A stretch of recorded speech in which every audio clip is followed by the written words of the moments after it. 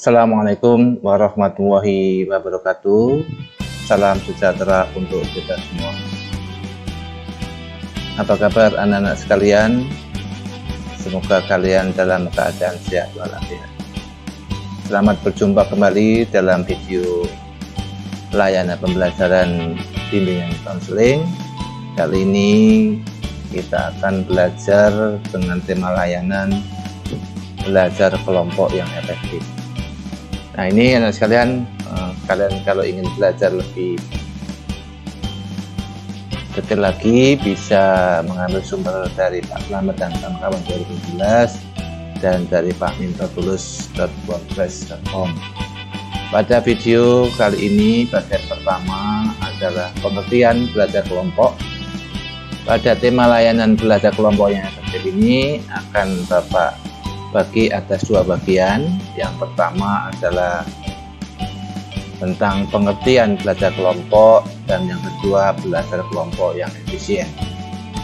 Kemudian nanti insya Allah bagian kedua dalam video yang kedua atau pertemuan yang kedua akan membahas hal-hal yang harus diperhatikan dalam kegiatan kelompok belajar atau disingkat dengan KKB. Baik anak sekalian, dalam video yang pertama ini kita akan belajar tentang pengertian belajar kelompok dan apa itu belajar kelompok yang efisien.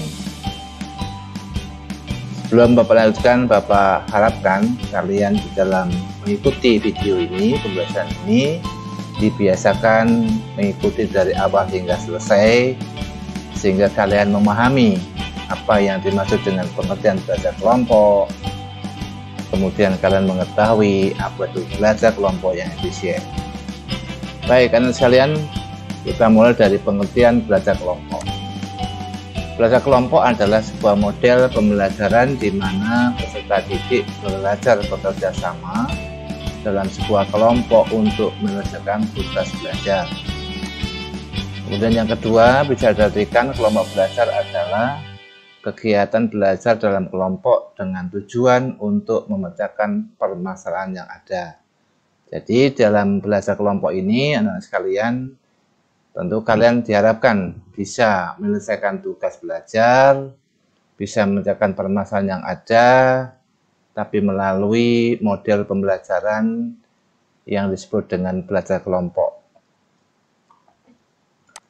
Kemudian apa anak sekalian manfaat belajar kelompok? Yang pertama adalah memotivasi semangat belajar antara teman dengan satu dengan lainnya. Kemudian yang kedua, saling berbagi informasi dan pengetahuan antara teman. Nah, di sini bisa saja kalian punya masalah belajar atau soal pelajaran tertentu tidak bisa diselesaikan sendiri. Nah, dengan belajar kelompok, maka nanti temanmu bisa saja di antara teman itu akan bisa memberi informasi tentang masalah yang kalian alami. Jadi saling berbagi informasi. Oh, saya bisa ini. Oh, saya bisa itu, gitu ya. Yang ketiga, membangun komunikasi timbal balik dengan adanya diskusi. Nah, jadi misalkan ada masalah pertama, ini pendapat A bagaimana, pendapat B bagaimana, jadi timbal balik. Oh, pendapat saya begini, pendapat saya begitu. Nah, nanti ketemu ya dalam belajar kelompok itu ada timbal balik dengan adanya diskusi. Kemudian yang keempat, manfaatnya antara lain adalah meringankan tugas yang diberikan karena dikerjakan bersama. Jadi misalkan kalian diberikan oleh guru PR sebanyak 5 misalnya 5 soal. Nah, dengan kalian belajar kelompok bisa saja berbagi. Yang nomor 1 saya, nomor 2 B, 3 C, nomor 4 D, nomor 5 E, ya, kira-kira gitu ya, dibagi. Jadi kalau 5 dibagi 5 orang, jadi ringan. Tapi hasilnya nanti adalah hasil bersama. Kemudian yang kelima, mengoptimalkan kemampuan berpikir siswa dalam menanggapi suatu permasalahan. Jadi dengan kalian belajar kelompok, tentu kemampuan berpikirmu akan lebih optimal. Ya, oh pendapat saya adalah begini. mampu berpikir. Yang lain, oh pendapat saya begini ya. Jadi semua jadi maksimal, ya optimal kemampuan berpikir kalian. Ini adalah belajar kelompok yang kelima. Kemudian yang keenam, meningkatkan kualitas kepribadian seperti adanya kerjasama, toleransi, berpikir kritis, dan disiplin. Tentu dengan kerja kelompok ini tidak mustahil kualitas kepribadianmu seperti kerjasama, toleransi, berpikir kritis, dan disiplin akan dapat meningkat. Ya. Lalu bagaimana belajar yang efisien itu dalam belajar kelompok? Yang pertama adalah pilih teman yang paling cocok untuk bergabung dalam satu kelompok yang terdiri dari 3 sampai 5 orang. Ya, jadi kalau banyak-banyak malah tidak bagus ya, malah banyak ngobrol. Lebih baik pilih 3 sampai 5 orang, itu akan jauh lebih baik ya. Kemudian tentukan dan sepakati bersama kapan, di mana, dan apa yang akan dibahas serta apa yang perlu dipersiapkan untuk keperluan belajar kelompok. Nah, jadi kalau sudah terbentuk kelompok, nah, sepakati bersama kapan kita belajar kelompok nih, di mana tempatnya, kalau di rumah A dulu misalnya gitu. Dan apa yang dibahas kalau sudah belajar kelompok. Jadi belajar kelompok tidak hanya ngumpul, tapi memang harus ada yang akan dibahas itu apa. Lalu persiapan apa yang harus dibawa untuk pulang belajar kelompok. Apa itu peta, apa kamus, dan lain sebagainya. Jadi ketika kalian sudah berkumpul dalam belajar kelompok, harus ada kesepakatan kapan, di mana tempatnya, dan apa yang dibahas serta apa yang perlu dipersiapkan. Lalu yang ketiga, setelah berkumpul secara bergilir, tetapkan siapa pimpinan kelompok yang akan mengatur diskusi dan siapa penulis yang akan mencatat hasil diskusi. Nah, jadi kalau sudah misalkan 5 orang nih misalnya ya, nah misalkan oke, yang untuk yang pertama di rumah saya, kemudian pemimpinnya saya, nah, gitu ya. Kemudian nanti untuk yang menulis B ya. Lalu misalkan pertemuan berikutnya giliran, misalkan di rumah B, berarti B menjadi pimpinan kelompok, C menjadi penulis yang akan mencatat hasil diskusi. Ya, jadi bergiliran, disepakati dulu ya, siapa pemimpinnya, siapa yang akan menulis hasil catatan diskusi atau yang akan mencatat hasil diskusi. Yang keempat, ciptakan suasana belajar yang serius tapi santai. Sudah ngerti ya, maksudnya nggak perlu terlalu tegang, tapi karena ini belajar kelompok ya santai aja, tapi sungguh-sungguh gitu ya, tidak bercanda. Santainya bukan diadakan bercanda, tapi relax begitu dalam belajar itu.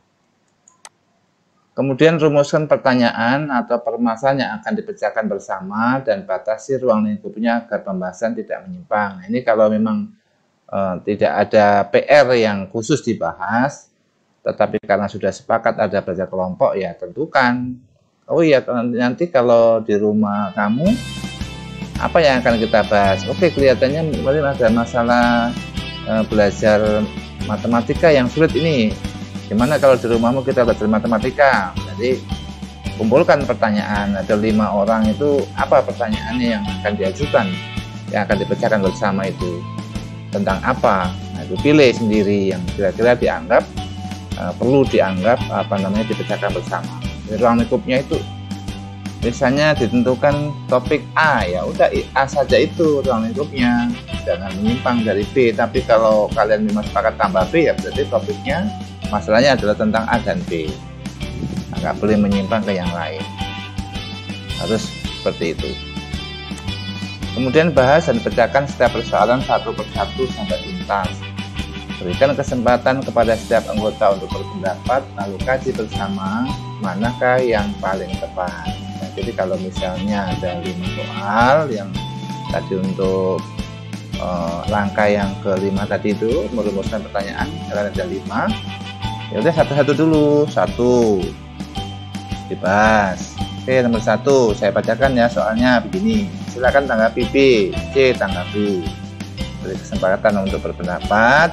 Kemudian dari beberapa pendapat tadi, mana yang paling tepat? Atau yang misalkan, oh pendapat B yang paling tepat, sepakat ya. Nah, baru nanti penulis mencatat hasil diskusi tadi. Untuk jawaban yang pertama adalah jawabannya begini. Selesai 1. Nah, baru yang kedua. 2 selesai, 3. Nah, dan seterusnya. Jadi satu-satu tuntas. Lalu bila terdapat persoalan yang tidak dapat dipecahkan atau tidak ada kesepakatan antara anggota, tangguhkan saja, kemudian minta pendapat guru, lanjutkan ke persoalan yang lain. Jadi kalau misalkan ada 5, 1, 2, 3 lancar, 4 mandek nih, susah ini, tangguhkan, nggak usah mandek di situ ya.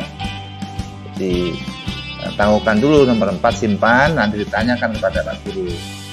Nomor 5 lanjut, nomor 5 ternyata bisa. Kalau memang nomor 5 juga tidak bisa dipecahkan, berarti nomor 4 dan 5 nanti ditangguhkan untuk ditanyakan atau minta pendapat dari Bapak atau Ibu Guru. Kemudian kesimpulan hasil diskusi dicatat penulis, lalu bagikan kepada anggota kelompok untuk dipelajari lebih lanjut di rumah masing-masing. Jadi kalau tadi 5 soal, 1, 2, 3 sudah bisa ada hasilnya, 4 dan 5 ditangguhkan. Itu semua ditulis oleh penulis. Nah, hasil yang ditulis tadi oleh penulis kemudian dibagi ke teman-teman yang lain. Apa di foto, apa nanti di fotokopi, teknisnya, atau disalin masing-masing dulu. Yang penting sudah hasil diskusinya itu sudah merupakan kesimpulan dari kelompok belajar. Nah, baik anak sekalian, untuk pertemuan kali ini cukup demikian. Nanti insya Allah kita bertemu atau kita lanjutkan lagi di bagian kedua ya, yang akan membahas hal-hal yang harus dipersiapkan dalam pembentukan kegiatan kelompok belajar. Demikian, semoga kalian sukses. Assalamualaikum warahmatullahi wabarakatuh.